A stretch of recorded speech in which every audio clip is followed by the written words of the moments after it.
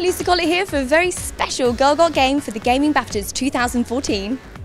So what games have you been playing for the past 12 months? Call of Duty and Call of Duty, and before that it would have been Counter-Strike, but unfortunately Call of Duty. I'm pretty old school, anything old school, so anything that reminds me when I was younger. So even if it's just simply bouncing a ball against a tennis wall and knocking bricks off, Tetris classic, they are the ones that keep me entertained for hours. At the minute I'm playing Outlast on PS4, just in little bits because I get really upset and I have to turn it off for a while because there's lots of heavy breathing and I get scared. But the game, yeah, it's ridiculous. Would you let people watch you live stream Twitch? Oh, definitely not, no, because they'd just give us a fright. They'd be behind us going, little piggy. I'd be like, ah! I've been known to throw a controller. I've had FIFA rage. I have. Actually, I got a warning from PlayStation Network for abuse to another user last week. Probably shouldn't admit that here, but I got a formal email. So what kind of games have you been playing for the past 12 months? Well, I've got a 17-year-old son, so his favourites are sort of Halo and all of that kind of, whereas mine is more LA Noire, you know, that sort of storyline, puzzle, mystery kind of game. I'd say more sports games, but I have had a go on Call of Duty, which I really enjoyed, and I've got 3 younger brothers, so I'm the only girl in the family. I tend to play, I mean, women play video games as well, but my brothers are really heavily into it, so I tend to play a lot with them. Well, Jeff, my boyfriend, plays lots of the Skyrim and Assassin's Creed kind of stuff, complicated, scary looking, high definition stuff that I don't understand. I still play Mario. When I was writing the script for BAFTA this evening for the Game Awards, I tried to get as many Assassin's Creed references in there without appearing biased. I used to love Zoo Tycoon, and that was quite good fun when you just used to like get rid of all the fences and all the animals eat all the people.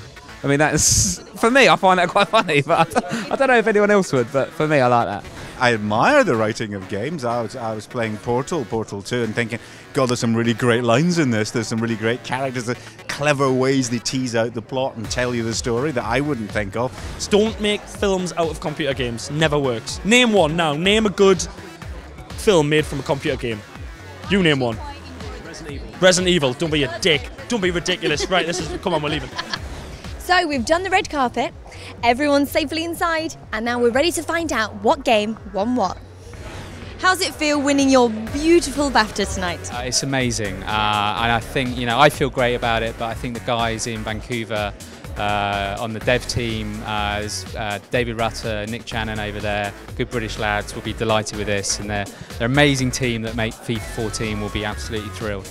I think from perspective that, you know, that people are like praising indie games is important because I mean many of the indie games are the ones that take the risk of doing something different creatively, so it's important from that aspect as well. So it's both I mean it's both good for me and for all other indie developers, you know.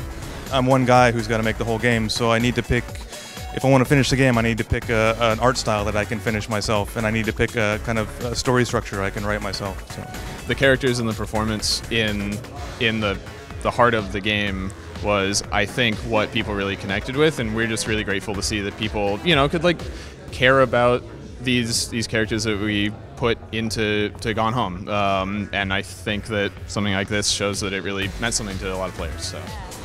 Because handheld games are just out in the real world, you know, you carry them around, they're in your pocket, they're kind of part of your life. So I think that's where so much innovation can come. You know, it's just how we blend games with your life around you and just make them really relevant, and, you know, kind of, you know, they can be escapism, but also like sort of flip it back again and connect back with your lives again. Big question, how does it feel winning Game of the Year? Well, I mean, first of all, anytime you get a recognition from, especially something like this, from such a prestigious academy, I mean, everybody always wants to say, I'd like to thank the academy. So it's an incredible award, and more importantly, the fact that the gamers have spoken and how much that's resonated within the culture is a tremendous honor. I mean, you say you've won so many awards tonight. I mean, have you got some sort of secret sauce going on between you all? And the secret is just we make the game we want to play. And we always are driven by that and not worry about sales or anything else. And it worked out this time. The power's in the beard. Can we expect a sequel for The Last of Us? I mean, apart from the fantastic DLC that came out, Left Behind, which I cried at. I think I cried in the game many times. But can we expect a sequel anytime soon as well? Don't point that microphone at me. We're brainstorming some ideas. We haven't decided on anything yet, so we'll see. So that's it for the 2014 Gaming BAFTA Awards, where there will be some big winners, Tearaway, GTA and The Last of Us. But right now, it's time to hit the bar, and I will see you next year.